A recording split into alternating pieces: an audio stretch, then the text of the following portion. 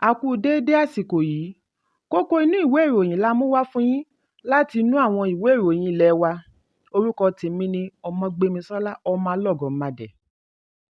Ọmọ ẹgbẹ́ òṣèlú All Progressives Congress ní ìpínlẹ̀ Ondo tí wọ́n jẹ́ ọmọ ẹgbẹ́ ilé ìgbìmọ̀ aṣojú-ṣòfin ti kọ lẹ́tà ìránṣẹ́ sí Ààrẹ Bọ́lá Tinubu láti fi ẹjọ́ gómìnà Lucky Ayédatiwa sùn ún lórí bí ó ṣe ń lẹ̀dí àmọ̀pọ̀ pẹ̀lú àwọn ọ̀tá ọ̀gá rẹ̀ Rotimi Akeredolu tí wọn kò tíì sin.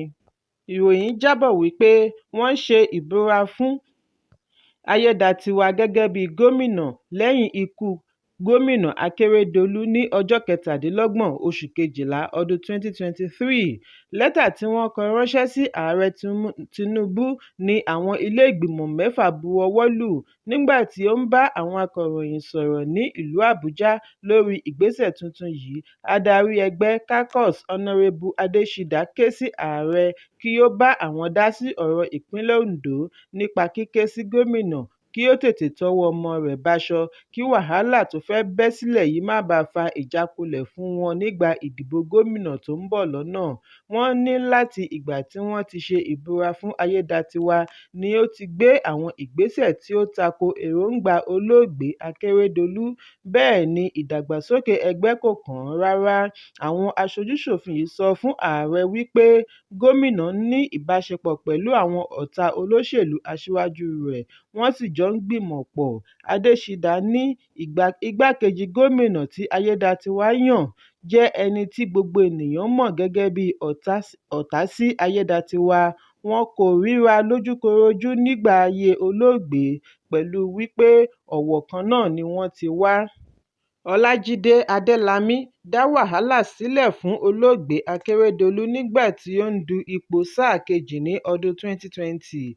Ó hàn gbangba sí ọ̀pọ̀lọpọ̀ wípé gbogbo àwọn tí kò bá Akeredolu ṣe nígbà ayé rẹ̀ ni Ayédatiwa ń gbà mọ́ra lẹ́yìn ikú rẹ̀.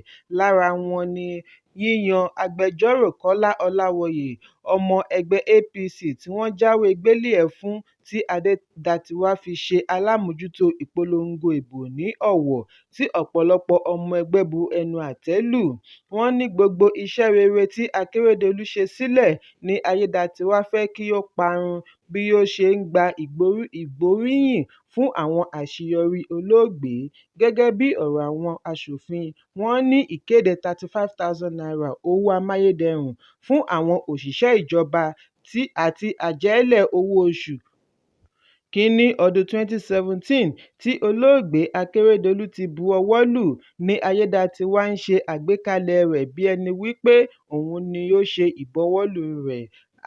Adésídà tẹ̀síwájú wípé gómìnà Ayédatiwa tẹ̀síwájú láti tú ilé ká fún gbogbo ìjọba ìbílẹ̀ kánsù, alága, kánsẹ́lọ̀ àti gbogbo àwọn amúgbálẹ́gbẹ̀ẹ́ gómìnà pẹ̀lú àwọn tí wọ́n yàn sípò, pẹ̀lú èròǹgbà àti pa gbogbo ipa tí olóògbé ní run, ní èyí tí ó ti sọ ẹgbẹ́ òṣèlú sí kólóbó. Wọ́n sọ fún Ààrẹ Tinubu wípé gómìnà ti dá ìpínyà sílẹ̀ láàrin ẹgbẹ́. Lọ́wọ́lọ́wọ́ báyìí, alága ẹgbẹ́ òṣèlú ìpínlẹ̀ Onímọ̀-ẹ̀rọ Adétìmẹ́yìn ni wọ́n ti gbá sí ẹ̀gbẹ́ kan. Pabambarì rẹ̀ ni bí gómìnà ṣe ń ránṣẹ́ sí alága láti fúngun mọ́ wípé kí ó kọ ìwé fi ipò sílẹ̀. Èyí kò bójúmu rárá. Ní báyìí, èyí tí ó ṣe pàtàkì jùlọ ni láti dènà kí ìpínlẹ̀ Ondo má bọ́ sí ọwọ́ àwọn alátakò látàrí rògbòdìyàn tó ń ṣẹlẹ̀ láàrin ẹgbẹ́ òṣèlú. Ìdí nìyí tí wọ́n ṣe ní láti gbé ìgbésẹ̀ ní kíákíá.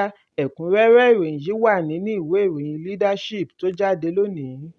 Àjọ tó ń dáàbò bo ará ìlú Federal Competition and Consumer Protection Commission (FCCPC) ti gbé èdìdì sí ẹnu ọ̀nà Sahad Store, gbajúgbajà ilé ìtajà ní agbègbè Garki, ìlú Àbújá.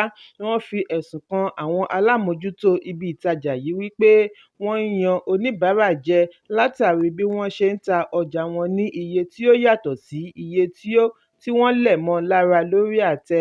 Ìgbésẹ̀ yìí wáyé láì tíì pé wákàtí 24 tí Ààrẹ Bọ́lá Tinubu ṣe àfihàn ìgbésẹ̀ láti gbógun ti gbogbo ohun tí ó ń fa ọ̀wọ́ngógó oúnjẹ.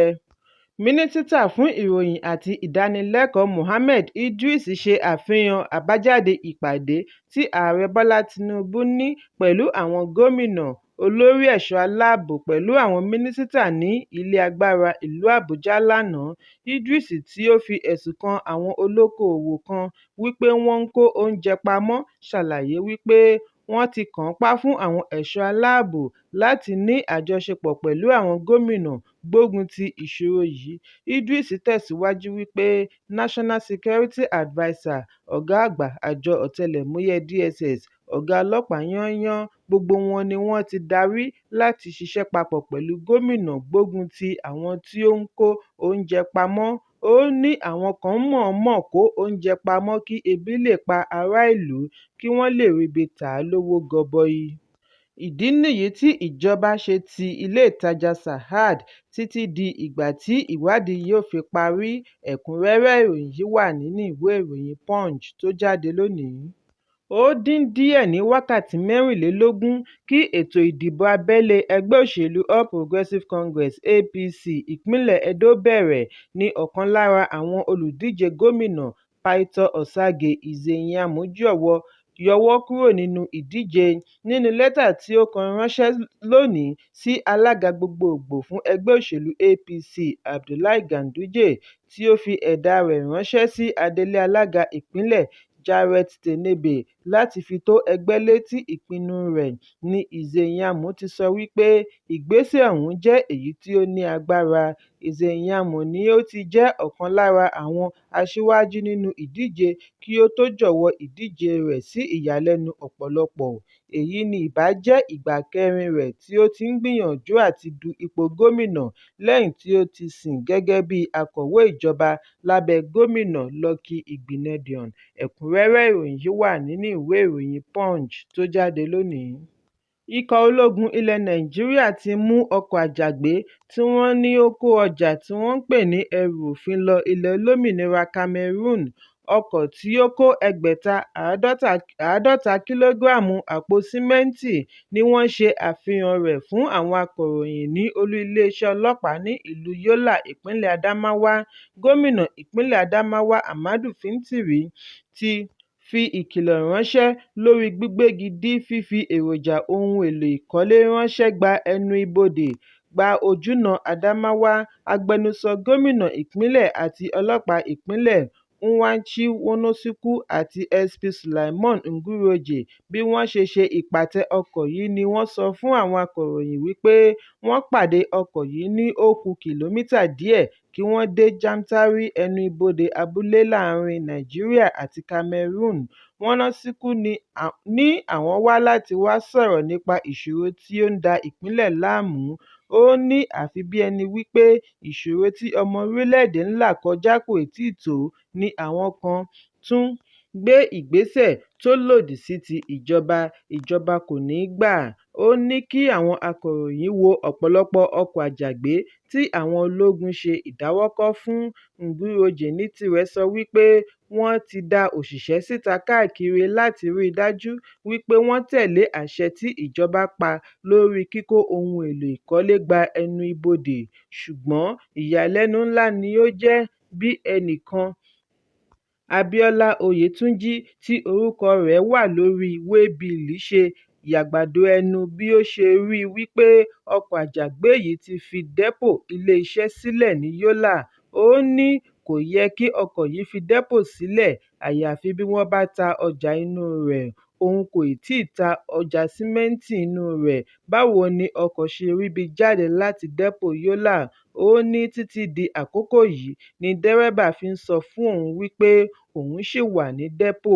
Ẹ̀kúnrẹ́rẹ́ ìròyìn yìí wà nínú ìwé ìròyìn Daily Post tó jáde lónìí. Ìwé tuntun mìíràn tún ti ṣí kan ààrẹ àná Muhammadu Buhari lórí bí ó ṣe ṣèèṣì bu ọwọ́ lu mílíọ̀nù $10 fún Nigerian Bulk Electricity Trading Plc (NBET) láti fi ṣe àgbékalẹ̀ iṣẹ́ àkànṣe afẹ́fẹ́ gáàsì fún Niger Delta Power Holding Company Limited. Àfihàn yìí jẹ jáde nínú ìwé ìtàn tí amúgbálẹ́gbẹ̀ẹ́ ààrẹ àná Fẹ́mi Adésínà pe àkọlé rẹ̀ ní "Ṣiṣẹ́ pẹ̀lú Buhari". Ìwé yìí tọ́ka ìrírí adarí àná fún NBET Marilyn Amobi pẹ̀lú Buhari ṣe àfihàn wípé mílíọ̀nù $10 owó afẹ́fẹ́ gáàsì wà fún ìpèsè afẹ́fẹ́ gáàsì sí Calabar Generation Company Limited bí Amobi ṣe dúró tako iṣẹ́ àkànṣe yìí pẹ̀lú ìwé àfiránṣẹ́ sí Ààrẹ Buhari ní wọn kò fún òun ní ìmọ̀ràn tí ó tọ́, bí àwọn tí ọ̀rọ̀ kàn ṣe ń rò wípé àìmọye irúfẹ́ iṣẹ́ àkànṣe bẹ́ẹ̀ tí wọ́n buọwọ́ lù, ṣùgbọ́n ìwé ọ̀hún kò ṣe àlàyé ìjìyà tí ó tẹ̀lé ìgbésẹ̀ yìí. Àfihàn yìí ń wáyé lẹ́yìn awuyewuye tí ó jẹ jáde lórí ìbọwọ́lù ààrẹ àná tí wọ́n ní ilé ìfowópamọ́ àgbà CBN ṣe àdàmọ̀dì rẹ̀ láti gbé owó jáde. Ẹ̀kúnrẹ́rẹ́ ìròyìn yìí wà nínú ìwé ìròyìn The Guardian tó jáde lónìí. Kókó inú ìwé ìròyìn tòní kò ní jù báyìí lọ. Ẹ pàdé mi lọ́la fún àkọ́tún ìròyìn. Kí a tó lọ, ẹ má ṣaláì fi àríwísí yín ránṣẹ́, ìyẹn comment, kí ẹ sì bá wa subscribe sí ojúnà wa lórí YouTube kí kókó inú ìwé ìròyìn lè máa tẹ̀ yín lọ́wọ́ ní kíákíá.